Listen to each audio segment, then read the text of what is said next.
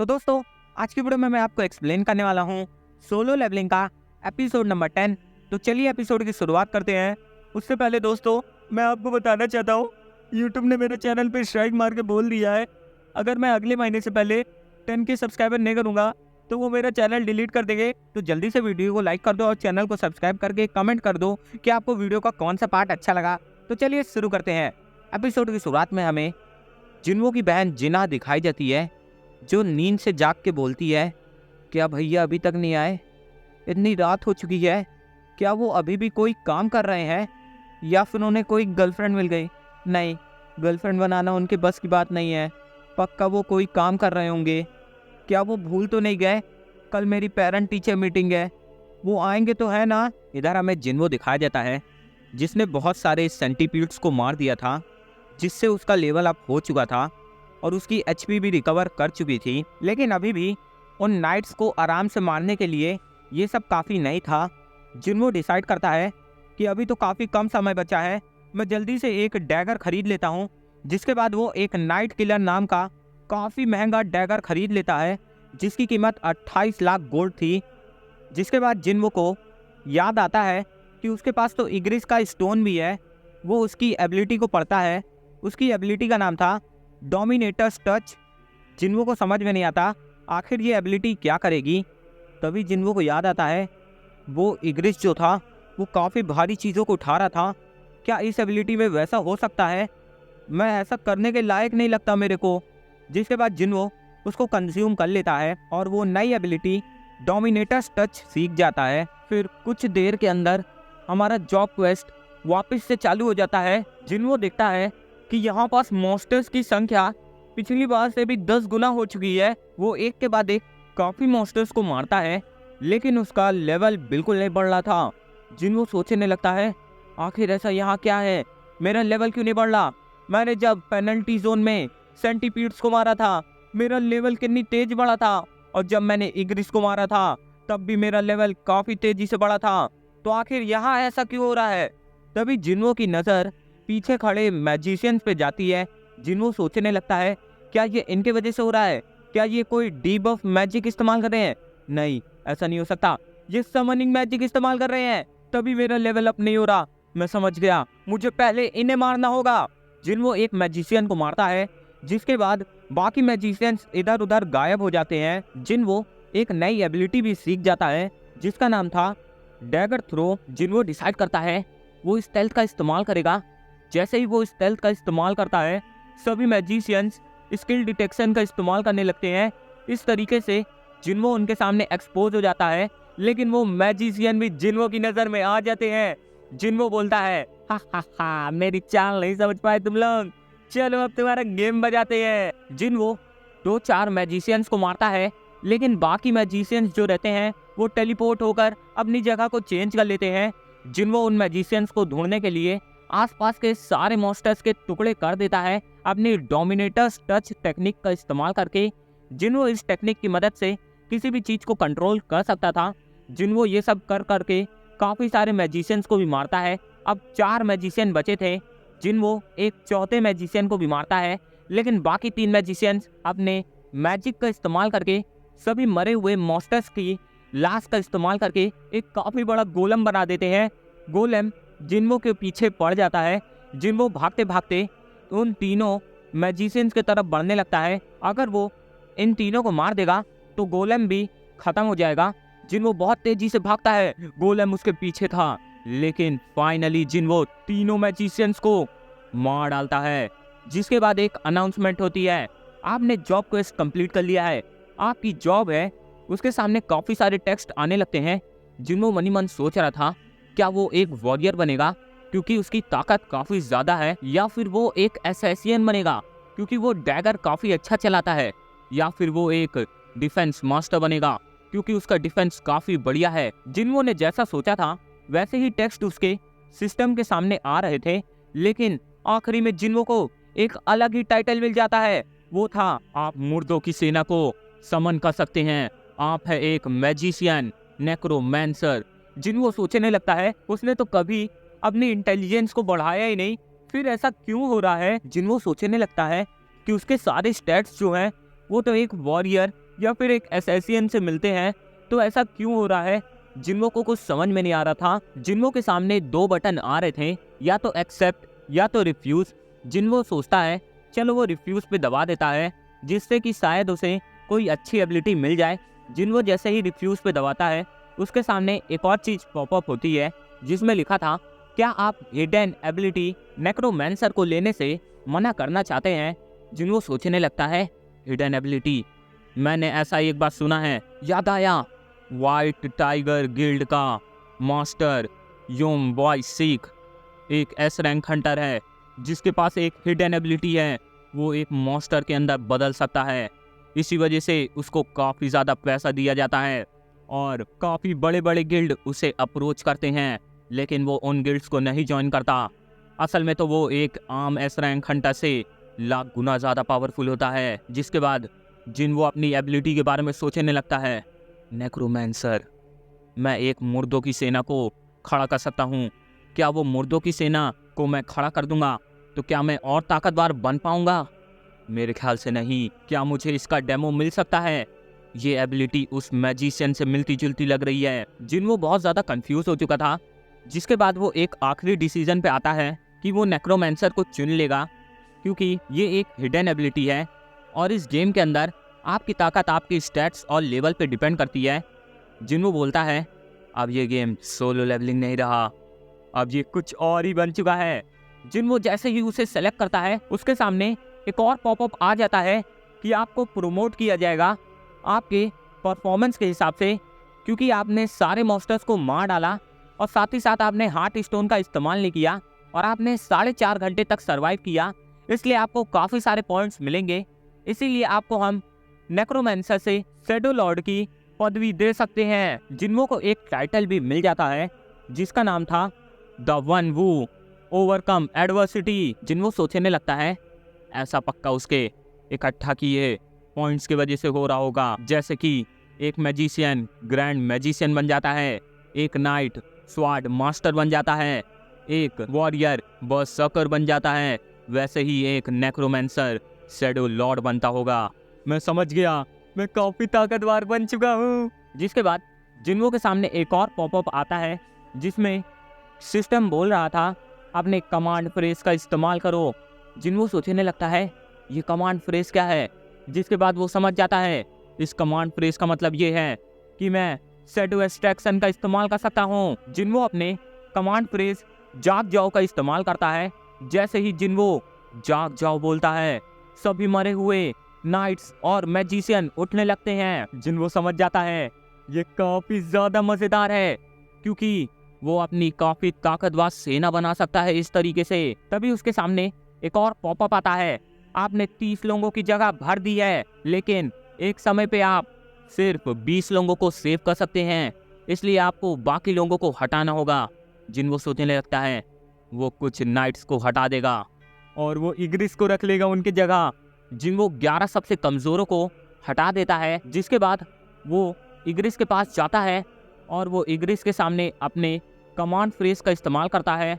जैसे ही वो जाग जाओ बोलता है, इग्रिस के अंदर से शैडो निकलने लगती है, लेकिन जिन्वो एक्सट्रैक्ट करने में फेल हो जाता है। जिसके बाद जिन्वो के सामने पॉपअप आता है, आपके पास सिर्फ 2 मौके बचे हैं। जिन्वो सोचने लगता है, इग्रिस को कंट्रोल करना इतना आसान नहीं होगा, उसे पूरी ताकत लगानी होगी। जिन्वो फिर से अपने कमांड फ्रेज जाग जाओ का इस्तेमाल करता है, लेकिन वो फिर से फेल हो जाता है। जिसके बाद उसे याद आता है गद्दी। इग्रिस उस गद्दी को संभालता है। वो इग्रिस को मनाने के लिए बोलता है, वो इग्रिस से बोलता है, अब तुम उस गद्दी की रखवाली करके क्या करोगे? चलो मेरे साथ चलो, मैं तुम्हें नई दुनिया दिखाऊंगा। चलो एक नई शुरुआत करते हैं। और जिन्वो फाइनली शैडो एक्सट्रैक्ट कर लेता है अपने इग्रिस की, और जिन्वो इग्रिस को नाम देता है शैडो नाइट इग्रिस। इग्रिस का लेवल 7 था। जिसके बाद जिन्वो के सामने उसकी पूरी सेना अपना सर झुका लेती है। जिन्वो के सामने पसीने आने लगते हैं, लेकिन वो अंदर ही अंदर काफी खुश था। वो सभी से बोलता है, मेरी सुरक्षा करना। हमें अगला दिन दिखाया जाता है, जिन्वो घोड़े बेचकर सो रहा था। तभी उसको उसकी बहन का फोन आता है कि जिन्वो, तुम भूल गए क्या, टाइम क्या हो रहा है? जागो, तुम्हें मेरी पेरेंट टीचर मीटिंग में आना था। जिनवो बोलता है, अरे मैं जल्दी से आ जाऊंगा, तुम्हारी मीटिंग कितने बजे है? उसकी बहन उसे बताती है, मीटिंग 5 बजे है। जिनवो उससे बोलता है, तुम पहुंचने से पहले मुझे बता देना, मैं तुरंत ही पहुंच रहा हूँ। वो सबसे पहले बैंक में जाता है अपने पैसे को डालने के लिए। जिनवो वहाँ पे 1.4 अरब वॉन जमा करने गया था। वो रिसेप्शनिस्ट सोचने लगती है, आखिर ये बंदा करता क्या है। वो जिनवो से पूछती है, जिनवो उसे बताता है, मैं एक हंटर हूँ। वो जिनवो से बोलने लगती है, हमारी कंपनी ने एक नया ऑफर निकाला है, क्या आप उसे लेना चाहेंगे? वो सिर्फ हमारे वीआईपी मेंबर्स के लिए है। जिनवो साफ साफ उन्हें मना कर देता है और उसके पैसे को डेबिट करने के लिए बोलता है। जिसके बाद हमें दिखाया जाता है, जिनवो अपनी बहन के सामने जाता है। जिनवो की बहन बोलने लगती है, इतना हीरो बन के आने की क्या जरूरत थी? जिनवो बोलता है, अच्छा तो क्या अब मैं अपनी बहन की टीचर से मिलने के लिए तैयार भी नहीं हो सकता? जिनवो की बहन बोलती है, हाँ ठीक है, क्या लड़के इतना ज्यादा बदल सकते हैं थोड़ी सी एक्सरसाइज से? मुझे तो आज पता चला। जिनवो अपनी बहन के साथ उसके स्कूल के कॉरिडोर में चल रहा था। जिनवो की बहन जो थी वो देखती है सभी बच्चों और लड़कियों की नज़र उसके भाई के ऊपर है। वो मनी मन सोच रही थी, ये सब मेरे भाई के ऊपर लाइन मार रही हैं, जिनवो की तो कोई गर्लफ्रेंड भी नहीं है। जिसके बाद वो जिनवो से पूछती है, जिनवो मुझे ये बताओ, क्या तुम्हारी कोई गर्लफ्रेंड है? नहीं ना, कल रात को तुम क्या कर रहे थे जो तुम्हें यहाँ आने में इतनी देरी हो गई? क्या मैं तुम्हें किसी क्यूट लड़की से मिलाऊं? जिनवो उसके गाल को खींचता है और बोलता है, अपने भाई से मजाक करना बंद करो। जिसके बाद जिनवो उसकी बहन के टीचर के साथ कन्वर्सेशन चालू करता है। वो लोग काफ़ी देर तक कन्वर्सेशन करते हैं। जिसके बाद जिनवो की टीचर जिनवो से बोलती हैं, मैंने सुना है तुम एक हंटर हो, क्या तुम भी अपनी बहन को एक हंटर बनाओगे अगर उसके पास कोई एबिलिटीज़ निकलती हैं? जिनवो बोलता है, नहीं, मैं अपनी बहन को अपने सपने पूरे करने दूंगा, चाहे वो जो बनना चाहे। टीचर बोलती है, मुझे लगा ही था तुम ऐसा बोलोगे, लेकिन हाल ही में एक बच्चे ने हमारे स्कूल से अपना नाम कटवा लिया जैसे ही उसको अपनी अवेकनिंग के बारे में पता चला। जिनवो बोलता है, तो उसकी रैंक क्या है, क्या आप मुझे बता सकती हैं? टीचर जिनवो को बताती हैं, वो एक लड़की है और उसकी रैंक सिर्फ ई है, वो काफ़ी नीची रैंक पे है। जिनवो मन ही मन बोलता है, अगर ऐसा है तो वो काफ़ी जल्दी मारी जाएगी। जिनवो टीचर से उसका नाम भी पूछता है। टीचर जिनवो को बताती हैं, उसका नाम है सोंगाई और वो जिन्हा की दोस्त हैं। जिनवो मन ही मन बोलने लगता है, क्या ये वही लड़की तो नहीं है? जिसके बाद जिनवो शाम को बाहर खड़े होकर उस लड़की का इंतज़ार कर रहा था। जिनवो देखता है और बोलता है, मैं जानता था कोरिया काफ़ी छोटी जगह है, ये वही लड़की है। हमें दिखाया जाता है ये कोई और नहीं, वही लड़की थी जिसने जिनवो और अपने जिन के साथ मिलकर 1 डजन कंप्लीट किया था। सोंगाई जिनवो को देख के बोलती है, सर आप यहाँ क्या कर रहे हैं? मुझे टीचर ने एक हंटर से मिलने के लिए कहा था, क्या आप वही हैं? तभी जिनवो अपनी और जिन्ना की फोटो सोंगाई को दिखाता है। सोंगाई बोलती है, हाँ ये तो मेरी दोस्त है, क्या आप उसके भाई हैं? क्या आप मुझे समझाने आए हैं? आप टीचर से मिले तो नहीं हैं? जिनवो सोंगाई से बोलता है, मैं किसी टीचर वीचर से नहीं मिला हूँ, मैं बस तुमसे इतना बोलना चाहता हूँ कि ये दुनिया काफ़ी खतरनाक है। तुम एक हंटर बन भी जाओगी, लेकिन तुम एक ई रैंक हंटर हो, तुम्हारे आम हमले उनके ऊपर काम नहीं आएंगे, इसलिए तुम्हें एक हाई रैंक का वेपन लेना होगा। अगर मान लो तुम उसे ले लेती हो तो वो 1 से 2 दिन में टूट जाएगा, जिसके बाद तुम्हारे पास और कोई चारा नहीं बचेगा दूसरा लेने के। तुम ही सोचो इसमें तुम्हारा कितना घाटा हो सकता है। सोंगाई बोलती है, हो गया आपका भाषण खत्म, चलिए आप यहाँ से जाइए। जिनवो बोलता है, मैं तुम्हें हंटर बनने से रोकने नहीं आया हूँ। सोंगाई बोलती है, तो फिर आप क्या करने आए हैं? जिनवो बोलता है, जब तक तुम उस काली दुनिया को अपनी आंखों से नहीं देख लोगी तुम्हें एहसास नहीं होगा, मैं तुम्हें यहाँ एक ताकतवर हंटर बनाने आया हूँ। जिसके बाद इधर हमें वांग डोंग सूंग दिखाया जाता है, जो फाइनली कोरिया पहुँच चुका था। वो देखता है उससे मिलने मॉनिटरिंग डिपार्टमेंट का चियूल आया था। चियूल वांग डोंग सूंग से पूछता है, आप यहाँ कितने दिन रुकने आए हैं और आप यहाँ क्या करने आए हैं? वांग डोंग सूंग बोलता है, मुझे यहाँ कुछ काम है। जिसके बाद चियूल बोलता है, ऐसा इंसान जो अपने देश को अमेरिका जैसे अमीर देश के लिए छोड़ दे, उसका यहाँ एक ही काम हो सकता है, अपने भाई की मौत का बदला लेना। आप यहाँ संग जिनवो और जिन से मिलने आए हैं ना। वोंग डोंगसुक को गुस्सा आने लगता है कि जब इसे पता था तो इसने मुझसे ऐसे सवाल ही क्यों किए। जिसके बाद वो चियूल से बोलता है, तो क्या तुम मुझे रोकोगे? चियूल बोलता है, नहीं, मैं अपने काम से काम रखता हूँ।